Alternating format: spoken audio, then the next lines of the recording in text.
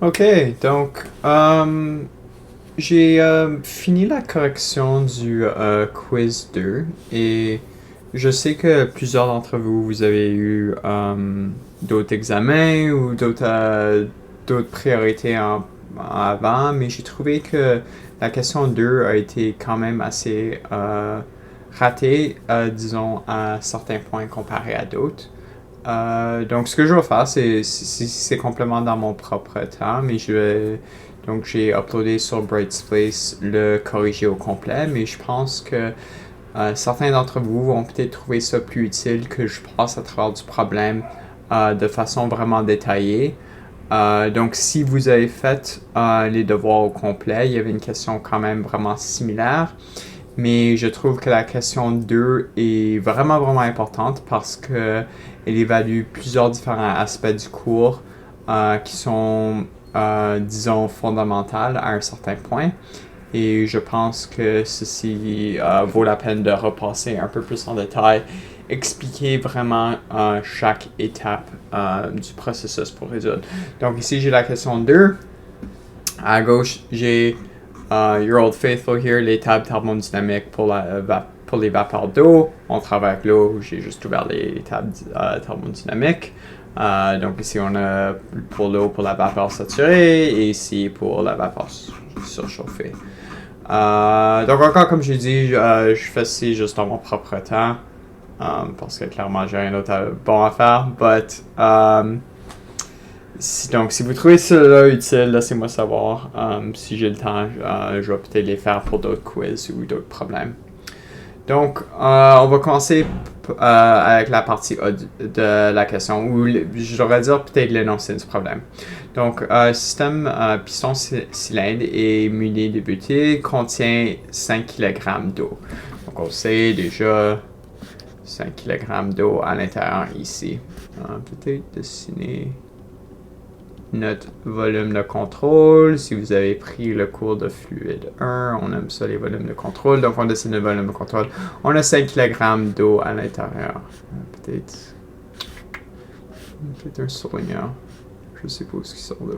Surligneur. Yeah.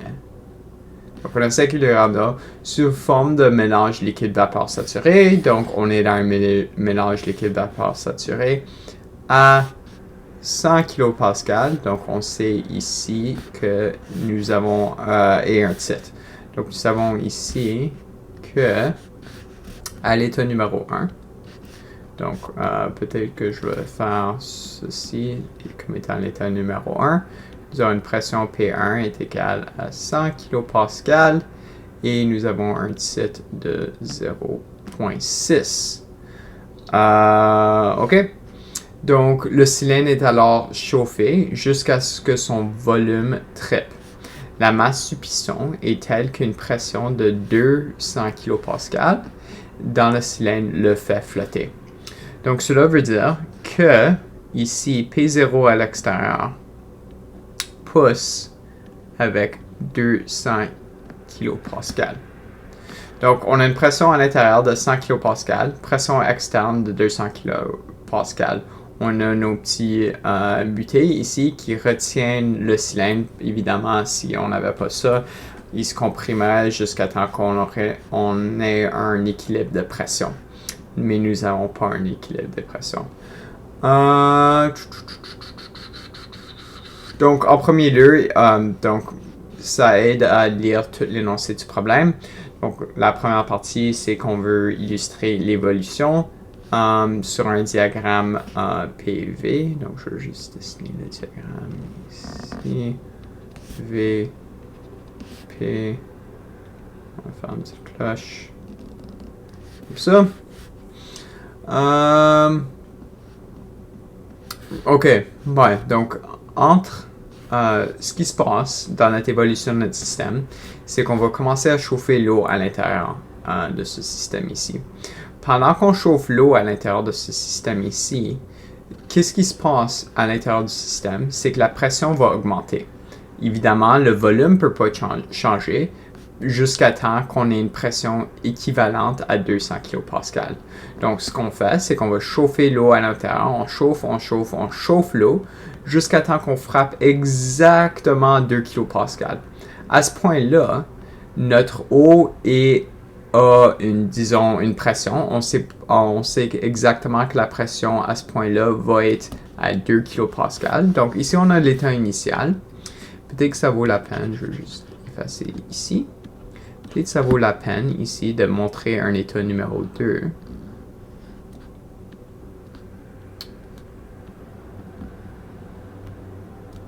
Où la pression interne, P2, est égale à 2 kPa.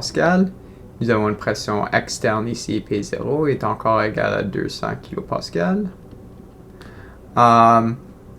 Quoi qu'on sait pour l'état 2? Ici, nous savons évidemment que le volume ici, donc V1, va être égal à V2, parce que notre volume ne change pas.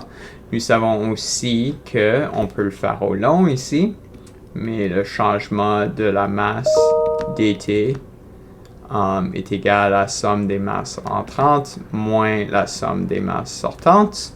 Ici, nous avons rien qui rentre, rien qui sort. On est en régime permanent.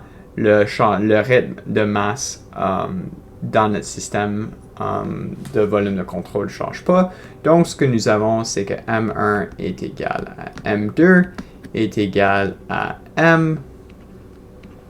Donc, ça semble vraiment long, mais tout cela pour dire que parce que notre volume reste le même, nous n'avons pas de masse rentrant et sortant, notre volume massique 1 va être égal à notre volume massique 2.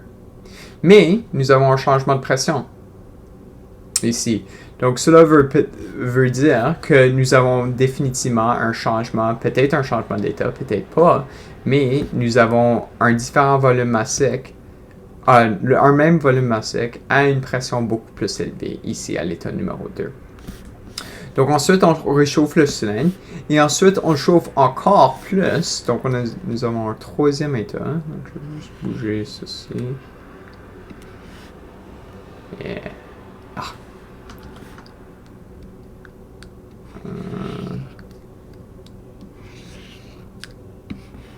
Vous pouvez voir ces vidéos ici vont être un peu plus impromptues.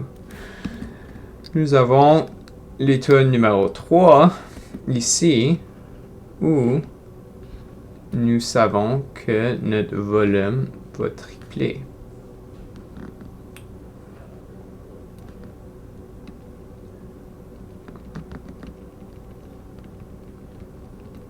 Donc, on va l'appeler ici l'état numéro 3. Évidemment, notre piston n'est pas en train de flotter dans les airs ou on n'est pas en mouvement. On assume qu'on est en régime permanent. Donc, P3 va être égal à P2 parce qu'il faut un équilibre des pressions. Donc, on va être à la même pression parce que notre piston est en équilibre. Mais nous avons que V3 est égal à 3 fois V1 ou V2, c'est la même chose. Et nous avons aussi que la masse 3, rien rentré ou sorti de notre volume de contrôle, est égal à la masse 2, est égal à la masse au point 1, est égal à notre masse. Donc, si c'était vraiment long, mais ça nous aide à comprendre un peu plus le système tel quel. Donc, en partant du point numéro 1, nous savons ici que nous avons un titre. Donc, nous sommes évidemment... peut-être mettre en gris ici. C'est évidemment que nous avons un titre et que nous sommes à ce point ici. Donc là, il faut se rappeler de nos lignes de pression ici. Donc, nous avons, disons, ici la pression à 100 kPa. Ici, donc nos lignes de pression vont descendre comme ça. Et descendre dans ce sens-là.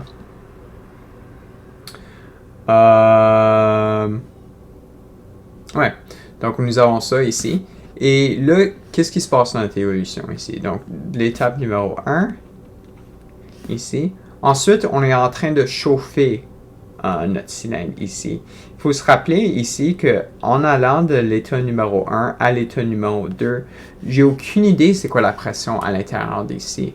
Sauf que je sais qu'il faut que je rejoigne la ligne de pression ici à 200 kPa. Donc cela veut dire que je vais chauffer mon cylindre. Notre volume à sec ici reste constant parce qu'on a déjà déterminé que la masse, il n'y a aucune masse rentrante ou sortante de notre système et que nous avons le même volume de l'état numéro 1 à l'état numéro 2. Donc, parce que nous avons un volume à sec constant et nous avons une augmentation de pression à température, et nous avons une augmentation de pression, nous savons que il faut monter ici jusqu'à la ligne de 200 kPa. Et ensuite, qu'est-ce qui se passe? Well, après de l'état numéro 2 jusqu'à l'état numéro 3 ici, mais parce que le piston n'est pas en train de... on est encore dans un régime permanent, oui, le piston va être en train de se lever, mais nous savons que il doit avoir un équilibre de pression avec la pression intérieure versus la pression externe. Donc, ce qui se passe ici, de 2 à 3, c'est que nous allons suivre la ligne de la pression constante. Et nous allons finir dans un état 3 ici. Donc encore, juste rapidement, ce que nous avons ici, l'état numéro 1, on commence à un titre. Nous avons ensuite, ce qu'on va faire, c'est chauffer le cylindre à l'intérieur à un volume assez constant pour rejoindre la pression à 200 kPa. Juste comme ça.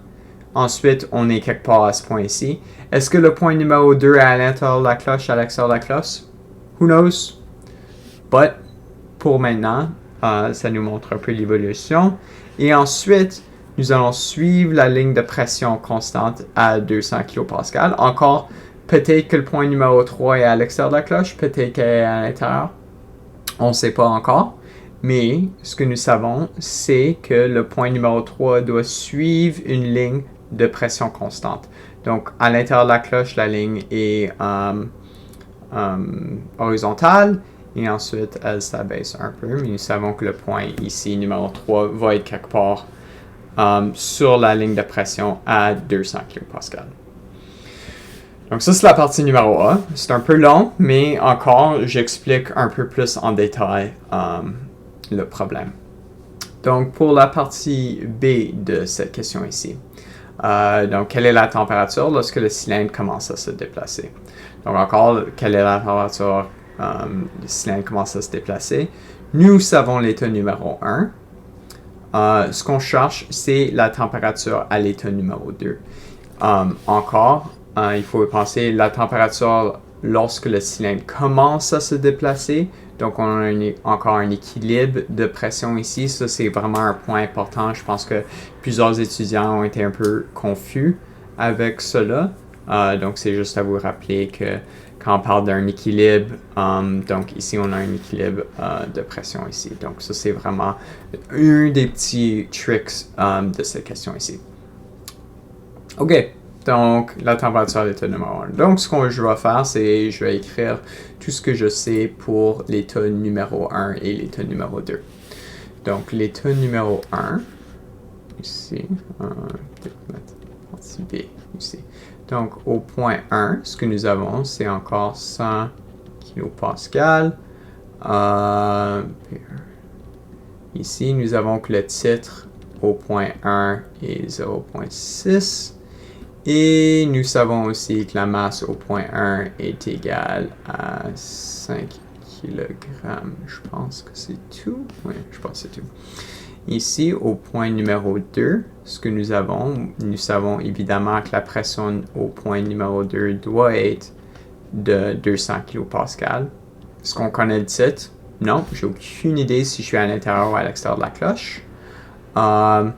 On connaît la masse, donc M2 est égal à M21 est égal à 5 kg. Est-ce que j'ai d'autres choses? Pas vraiment. OK, donc quoi partir de là? Qu'est-ce que je fais? Ici, nous savons que nous avons deux variables ici. Donc, on a deux variables indépendantes, la pression et le titre ici, qui nous permettent de résoudre le problème au complet à ce point-ci. De plus, parce qu'on connaît la masse à ce point-ci, on connaît la masse à ce point-ci et la masse au point là, nous savons aussi que le volume au point 1, donc notre volume au point 2 doit être égal à notre volume au point 1. Ici, on a un couplement de variables ici avec le volume et la masse. Nous savons qu'une des variables dans les tables thermodynamiques, c'est le volume massique. Donc, si on est capable de relier le volume massique au point 1, nous savons qu'on peut le relier au volume massique au point 2. Ensuite, quand on trouve le volume massique au point 2, nous avons le volume massique et la pression au point 2. On peut ensuite résoudre le système au point 2. Donc, c'est ça que je vais faire. Donc, je vais commencer en premier lieu. Ici, nous avons le titre de 0.6 à une pression de 100 kPa. Donc, je peux regarder dans mes tables ici. Nous savons que à 100 kPa, on va regarder ici, c'est la température constante, donc la pression, donc encore bien lire les tables, ici c'est confusant, je sais, j'ai eu les mêmes tables quand j'étais un étudiant, ici c'est 0.1 MPa, mais ici il ne faut pas oublier que des fois c'est comme point, je sais pas, ils font ça de bizarre des fois, mais nous avons ici notre pression. Donc, on peut trouver la température. On n'a pas vraiment besoin de la température à ce moment ici. Mais nous savons que notre volume massique vapeur est de 0.001,043 mètres cubes par kilogramme. Nous avons notre volume massique pour la vapeur saturée à ce point-là qui est 1.640 mètres cubes par kilogramme. Ensuite, on utilise notre bonne équation ici pour trouver notre titre, notre volume massique au point 1. Donc, notre volume massique au point 1 est égal au titre à ce point fois la vapeur saturée. TG plus 1 moins le titre fois le volume massique du liquide saturé. Donc ici, nous avons le titre 0.6. Nous avons ici, on peut remplacer pour notre liquide saturé, donc 0.4. Pour les unités, ici, nous avons 0.4. Ici, donc on est tous dans les mêmes unités. 0,4,3 mètres cubes. Donc, toutes ces unités ici, le titre n'a pas d'unité. Nous avons mètre par kilogramme cube. OK, donc on peut rentrer cela dans notre calculatrice et ce qu'on trouve, c'est à peu près 1.017 mètres cubes par kilogramme. OK, donc ça c'est notre titre au point 1. Encore, comme j'avais mentionné plus tard, tout à l'heure, on peut relier cela à notre volume massique parce que nous savons que le volume au point 1 doit être égal au volume au point 2. Nous savons aussi que la masse au point 1 doit être égale à la masse au point 2. Donc, évidemment, cela veut dire que notre volume massique au point 1 doit être égal à notre volume massique au point 2. Donc, nous avons notre volume massique au point 2 qui est de 1.017 mètres cubes par kilogramme. Bam! Mais on n'a pas encore fini. Donc, c'est quoi l'état ici au point 2? Donc, nous avons ici au point 2, nous avons 200 kilopascales et un volume massique de 1.017 mètres cubes par kilogramme. On va juste regarder au tab ici à notre vapeur saturée. Donc, à 200 ici kilopascal. J'espère que vous êtes capable de lire. À 200 kilopascal ici. Je peux, ouais. Donc ici, à 200 kilopascal ici, je peux voir que notre volume massique de notre vapeur saturée est à 0,88. Donc, cela veut dire que nous sommes dans une vapeur surchauffée. C'est-à-dire que j'ai mal dessiné ce diagramme ici. Notre point 2, en réalité, notre point 2 se trouve à l'extérieur de la cloche. Donc, notre titre ici a augmenté. Et ce qui s'est passé, c'est qu'on a sorti ici de la cloche à un point 2, toujours à une pression de 200 kPa. Donc, c'est juste un petit point. Oui. Donc, ce qu'il nous demande encore pour la partie B, c'est de trouver la température. Nous savons encore que nous sommes à une vapeur surchauffée.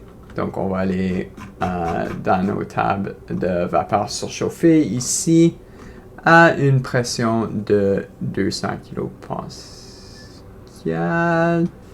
qui va être juste ici. Et on peut... juste ici. Donc, c'est comme entre deux tables. Je ne sais pas si vous êtes capable de voir, mais on est comme entre cette table et cette table ici. Ce qu'on peut voir ici, c'est que... OK, donc notre première colonne ici, c'est notre volume massique. Donc, on change pour notre volume massique. Il semble qu'on est entre... Donc, il semble qu'on est entre la température 200 degrés Celsius, 200 degrés Celsius et 100 degrés Celsius ici. Donc, il faut faire une interpolation pour trouver c'est quoi la température exactement. Donc, ce que je vous recommande de faire à chaque fois qu'il faut faire une interpolation des valeurs, c'est de faire juste un petit tableau. Un petit tableau ici. Nous avons notre température. Nous avons notre titre ici. Donc, nous savons ici que nous avons une température à 100 degrés Celsius. Ici, on a notre T2. Ici, on a 200 degrés Celsius. Ici, ce que nous avons, c'est le volume massique à 150 degrés Celsius pour vapeur surchauffée. Donc, on est à 5,6 mètres cubes par kilogramme. Ici, notre titre, donc nous avons notre titre à ce point-là qui est de 1,0117 mètres cubes par kilogramme.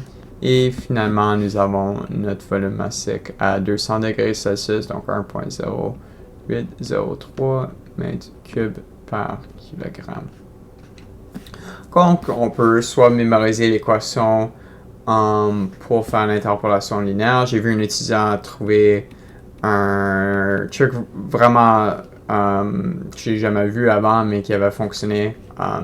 Mais encore, c'est vraiment juste faire une interpolation linéaire. Ici, on peut trouver la pente de ce point entre ces deux points ici. Donc, notre pente, c'est nos valeurs de t ici. Donc, 200 moins 150 sur 100,0803 moins 9,596. Donc ici, je ne vais pas mettre les unités, mais ici, ça représente la pente.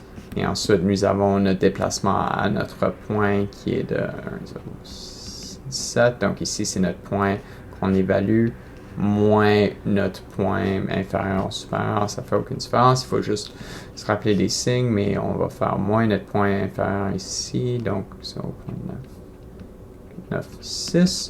Plus notre température qui est de 150. Donc ensuite, on pitonne tout cela. Ce qu'on arrive, c'est à une température de 173,7 degrés Celsius. Alright. Donc, ça c'était la partie B du problème.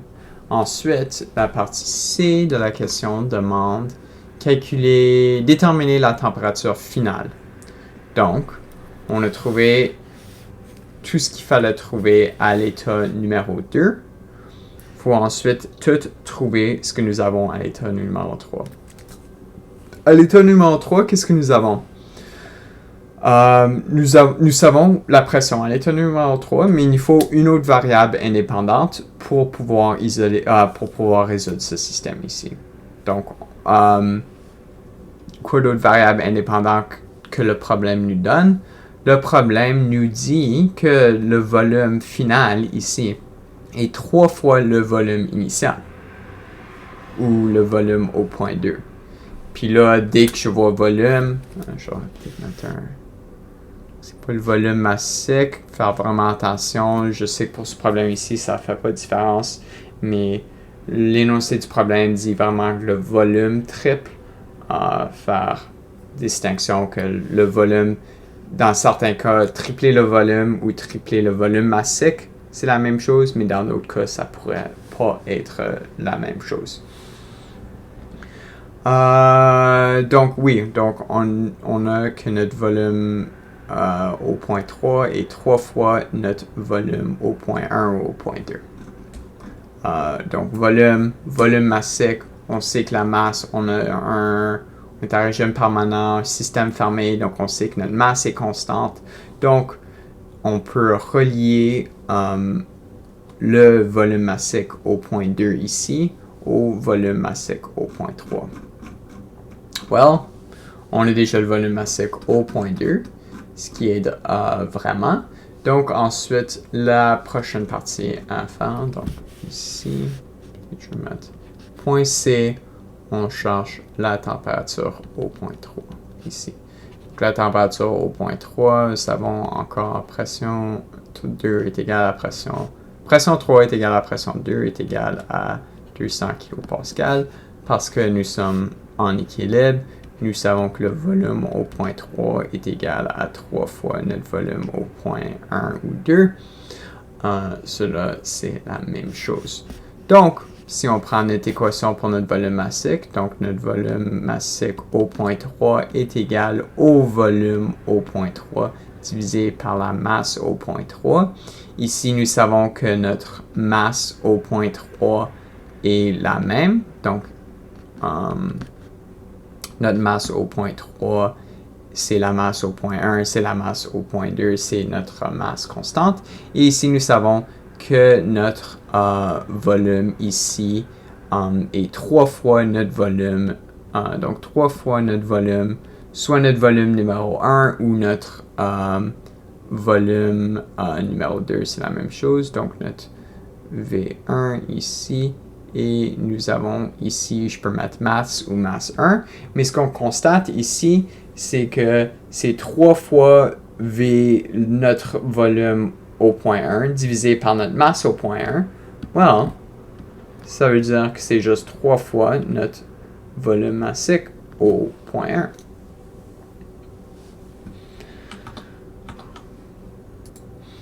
OK. Puis oui, donc notre volume massique au point 1 ou au point 2, c'est la même chose. Nous savons déjà que c'est 3 fois, donc là il faut que je remonte ici, c'est 1.017 mètres cubes par kilogramme. Donc nous avons que notre volume massique au point 3 est égal à 3.05 mètres cubes par kilogramme. Bon. Nous avons notre volume massique, nous avons une pression, deux variables indépendantes. On peut ensuite résoudre le système au point ici.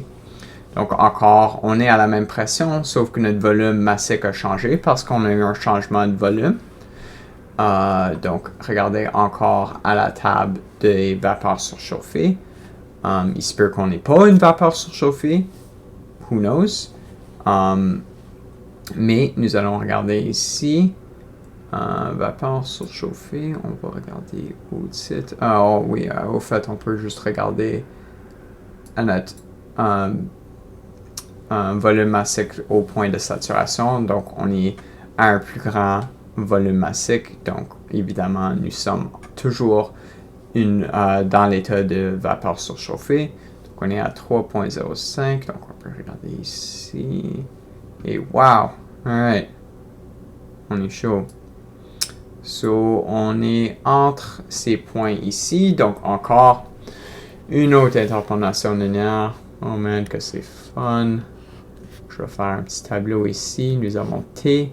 Nous avons ici notre volume massique. Donc, on est entre la température ici. Nous n'avons aucune idée c'est quoi la température exacte au point 3. Mais nous savons que selon les tables, ici, nous avons un titre ici, 0.5, 0.168. Donc encore, on peut faire une interpolation linéaire. Donc T3 est égal à ça.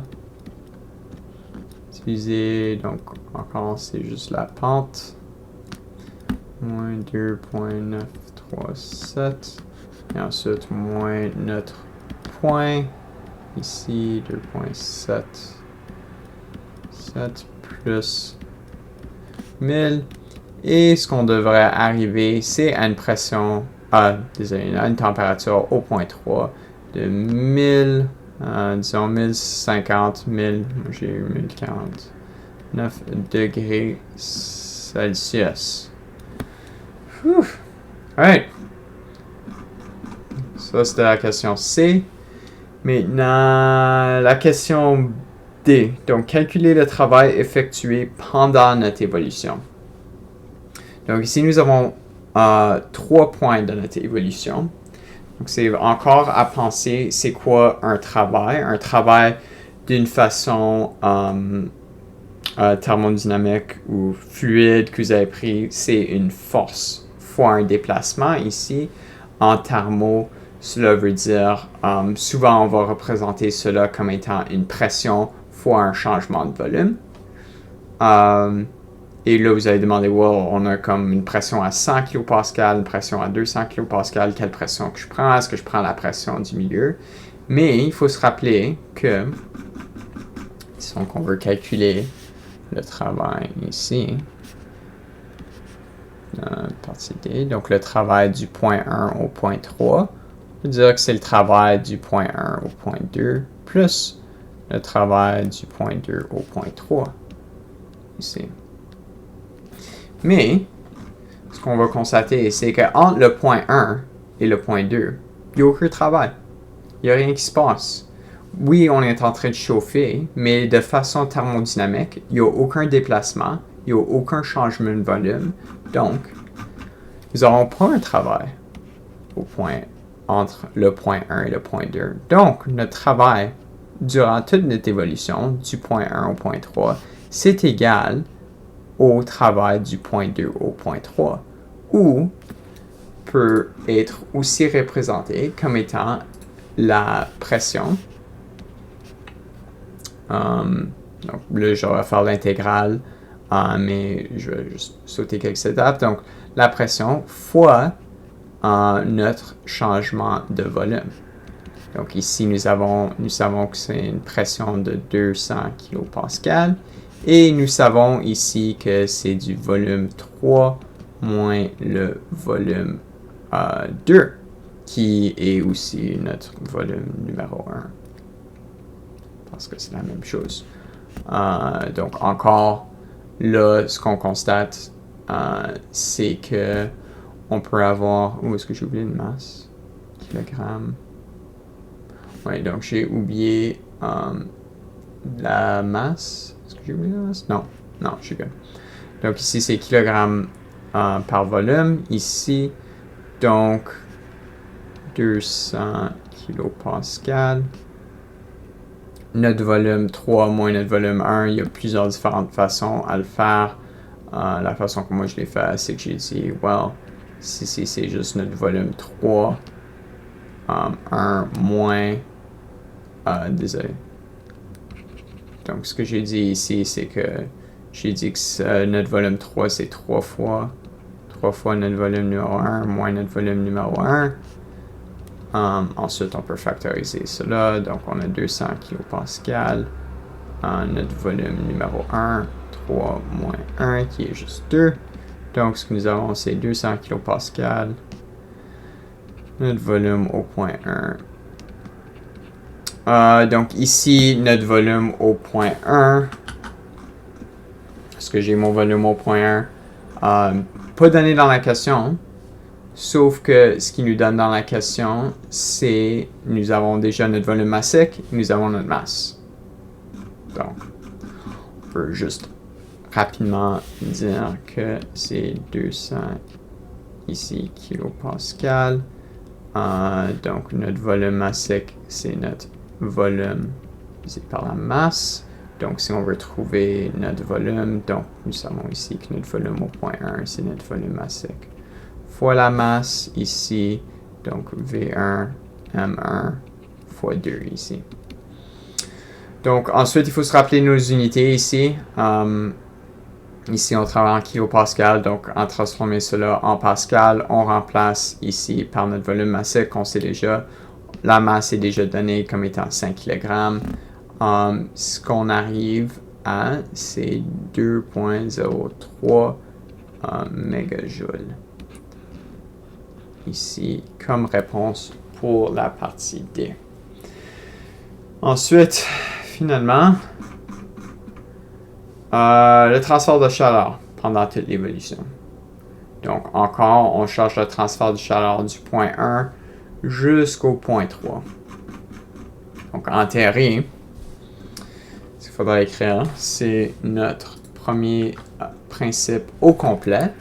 Donc, ce que nous avons, c'est que Q du point 1, ou notre transfert de chaleur du point 1 au point 3, est égal à la somme des masses au point 1 plus l'énergie interne plus notre volume massique au point 2 moins au point 3 plus GZ1 ici est égal à travail du point 1 au point 3 plus la somme des masses au point 3.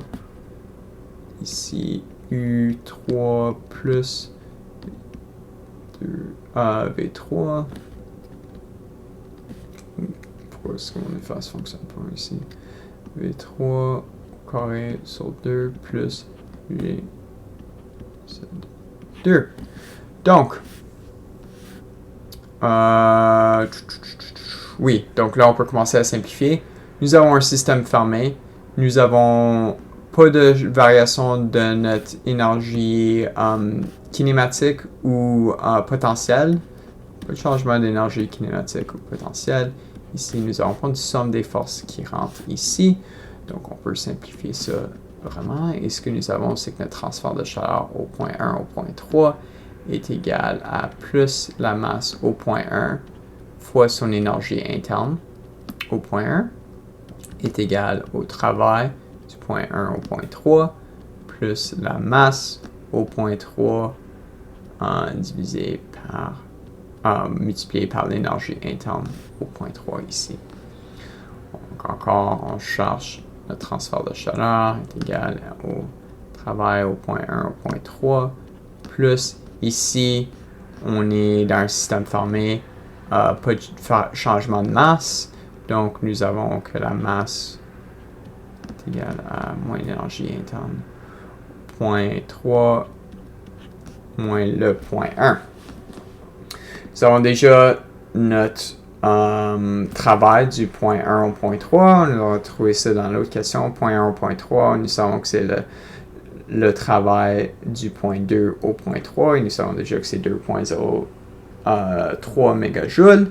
Et ce qui nous reste à trouver, c'est notre énergie au point 1 et au point 3. Nous avons déjà résolu les systèmes ici parce que nous savons exactement c'est quoi les systèmes d'état. Nous savons déjà le système au point 1 et au point 2.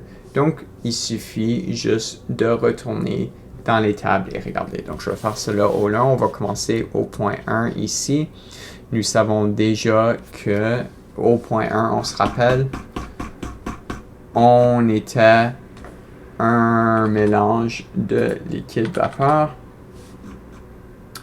à une pression de 100 kPa. À une pression de 100 kPa, on savait déjà qu'on se trouvait entre ces deux valeurs ici. Donc là, c'est ensuite à trouver l'énergie interne pour ce point-là. Donc, on est entre ces deux variables ici. Donc, nous savons que l'énergie interne G est égale à 1.4.63 kJ par kilogramme. Donc, à faire vraiment attention avec cela. C'est facile à faire des points. Les unités ici, j'ai écrit mon travail comme étant en mégajoules. Ici, on est en kilojoules par kilogramme. Donc, vraiment faire attention aux unités. Énergie interne ici, U et F. Donc, 0.6.1 kJ par kilogramme. Donc, on peut trouver notre énergie interne au point 1 encore parce que nous avons le titre qui était de 0.6 UF plus 1.x UG.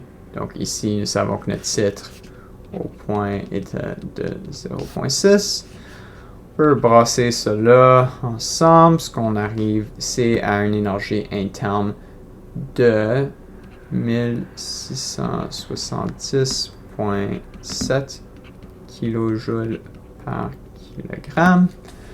Ensuite, il nous reste à trouver l'énergie interne au point 3 ici. Donc, au point 3, nous savons encore, on avait résolu l'état pour cela. On était à 200... Ouais, ici 200 mégapascales. On était entre ces deux points ici. Donc là, c'est juste à trouver l'énergie interne entre ces deux points-là. Une autre interpolation. Donc U ici, on va utiliser la variable V. Nous savons que l'énergie interne à ce point-là, 2.50. Ici, on ne sait pas c'est quoi. Mais nous savons qu'à cet état-là, 5, je vais écrire ça, 2, 5, 7.0 et on avait le titre ici, donc 2.937 et 3.168 et c'était quoi le titre? Le volume massique. C'était de 3.05. 3.05. Alright. Dernière chose, U3 est égal à notre pente ici, qui est de 257.0 moins 2.5 divisé par 3.168 moins 2.7 ici multiplié par notre différence ici, donc 3.05 moins 2.937 plus notre énergie interne qui est de 452.5. Donc on arrive à un état, on pitonne tout cela. Ce qu'on arrive, c'est que notre énergie interne au point 3 ici, c'est de 4152.9 kJ par kilogramme. Donc, pas oublier, ici, on a l'énergie interne au point 2, on a l'énergie interne au point 3. On peut ensuite trouver notre transfert de chaleur. So, to bring it home, nous avons ici que notre énergie interne au point du point 1 au point 3 est égale au travail du point 1 au point 3 plus la masse divisé par U3 moins U1. Encore se rappeler des unités ici. Moi, ce que j'avais utilisé, c'était des kilojoules. Donc, désolé, des mégajoules ici pour notre travail. Donc, on est en mégajoules. Ici, notre masse est 5 kg. Et ensuite, ici, nous avons notre énergie. J'ai étendre qui était de 4152,9 kJ par kilogramme et moins 1,67 kJ. Donc ici, kilogramme s'annule, mais nous avons des kilojoules et des mégajoules. Donc, juste à se rappeler, convertir dans n'importe quelle unité. Mais la réponse finale, c'est de 14 441 kilojoules. Donc, ça c'était la fin de la question. J'espère que ça a clarifié un peu le problème. Si vous trouvez cela utile, laissez-moi savoir. Si j'ai le temps, je peux toujours aller en détail avec d'autres questions que vous avez. Merci beaucoup.